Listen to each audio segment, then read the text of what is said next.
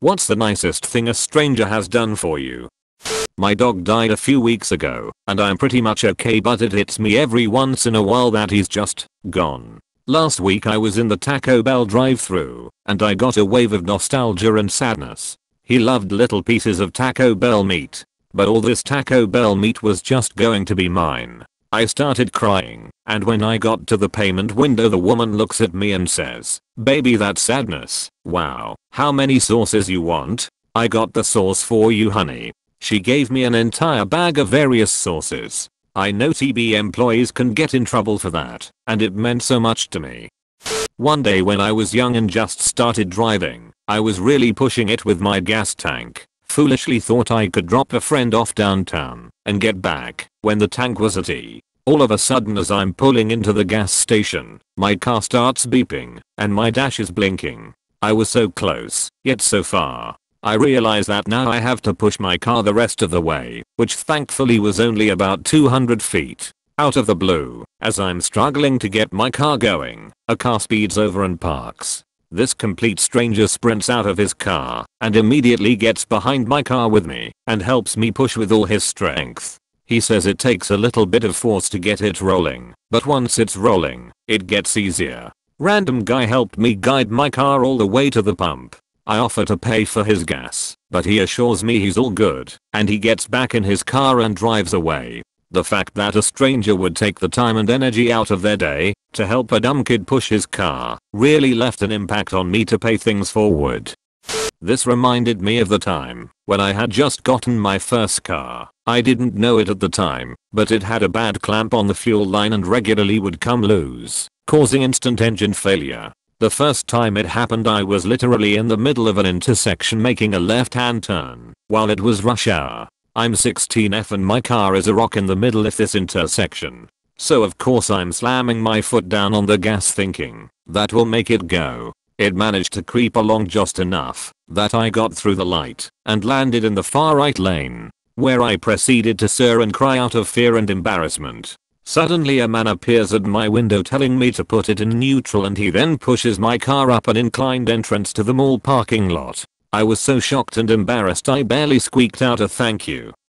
I was keeping my best friend company in R&D while she waited for them to look at her broken foot. It was shortly before Christmas and we were having a conversation about all sorts. At some point Christmas decorations and plans came up, and I made some dismissive throwaway comment that I wouldn't be decorating this year as I had nothing to celebrate. We went off to the X-ray department 5 to 10 minutes later, and shortly after we got there a man walked up to me. He smiled apologetically and handed me a massive box of chocolates with the word "Sorry, I overheard you earlier in the waiting room. Noon should have nothing to celebrate at Christmas. You need these. Try, have a good holiday, love." And then he walked off before I could say more than a shocked thank you.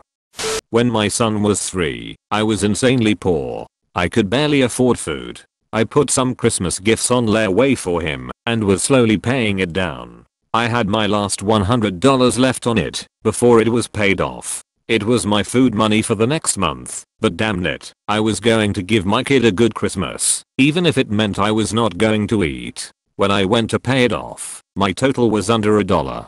A stranger had paid off the layaway. I stood in the middle of the store and cried. Thank you to that kind stranger. You gave my kid a normal Christmas and took so much stress away from me. I have paid it forward multiple times since finding myself in a much better financial state. I was really struggling financially as a newly single mom. I went to the Halloween store about a week before Halloween with my little boy and let him pick out a costume, which was one he was so excited about. I thought I had enough in my account, but when I was at the checkout, my card was declined. I held my head up, cheeks flaming and slightly dying of embarrassment inside, and apologized to the cashier and told my son that we'd come back in a day or two to buy it. We walked out to the car, me still explaining to my boy why he couldn't have his costume today, and a teenage girl came running up to us with a bag. She and her dad were behind us in line and saw the whole thing happen. He paid for my son's costume and sent his daughter out to find us before we left. I hope this guy's on Reddit and sees this and knows how much that meant to me. I must have cried for days every time I remembered his kindness. Hell, I'm still tearing up 7 years later. We are now way better off financially, and I make a point of always trying to pay his kindness forward and instilling that value in my son. I was in labor, in my Camaro racing to the hospital. First pregnancy, I was having massive pain. I later died from the complications and was brought back. There was a red light, and I had my flashers on and was honking the horn, but the person in front of me flipped me off. The Mexican in the car next to me saw me holding my stomach and screaming, immediately knew what was up. He roared his truck in front of that car, got out and stood there while I backed up and went around. Then he followed me to the hospital. The hospital was under construction and the entrance to the ER was up a steep ramp. He got out, hollered in Spanish to the Mexican workers outside. 2 ran over to me and helped me out. 2 others ran and got a wheelchair and they ran me into the ER. I was alone, single and scared to death. All those men, who didn't speak a lick of English, waiting with me, breathed with me, held my hands, rubbed my back till they got me into a room. They wouldn't leave until my parents got there. I never got to thank them properly, and that's a big regret I still have. Those men were my angels, and may God bless their lives. I remember once I was at the train station with my mom. My mom went through that magnetic ticket checking gate, but when I tried, I realized I had lost my ticket. I tried contacting the customer care center at the station, but there were already a lot of people. So this lady who saw me struggling at the customer care goes, "Excuse me, you should come with me. We can both cross at the same time." Since the guard was busy elsewhere, we passed through the gate with me in front and she closely followed. I thanked her for helping me, and she replied, "It's alright. I know those customer care center people can sometimes be a pain." That day I realized that there's still good people out there. I was a cashier at Hardee's, and this little old lady would come in every Saturday morning complaining that the biscuits weren't done enough. Every time I saw her, I'd throw a biscuit in the oven for an extra few minutes before she ordered.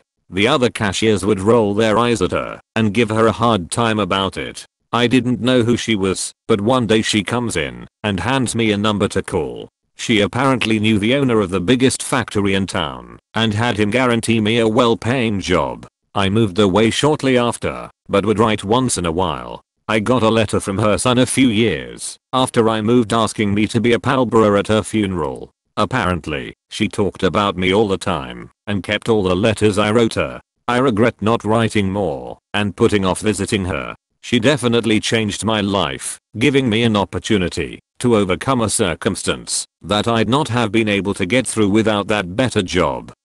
When I was in first grade on elementary school, I forgot to bring my daily allowance. The school finished earlier than usual, so my dad hadn't even picked me up yet. It was about 2 hours early, and I saw everyone leaving one by one. I panicked. With no money in my pockets, I feel hopeless and went, "Okay, F***Kate, let's just go."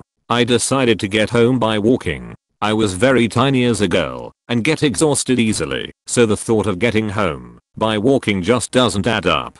After 10 minutes walking, I sobbed midway. That was the first time I go back home alone, and it's so terrifying. What if I get abducted? What if someone kill me? Oh yeah, that kind of thing. I was wiping my tears down, and then a woman honked from behind. She called me and looked very concerned. "Hey kid, are you alright? Why are you walking alone?" I just stare at her quietly. She probably understood and gave me a free ride. "Okay, let's go to your home. I'll give you a ride. Let's tell your mom when you get home safely." She was kind.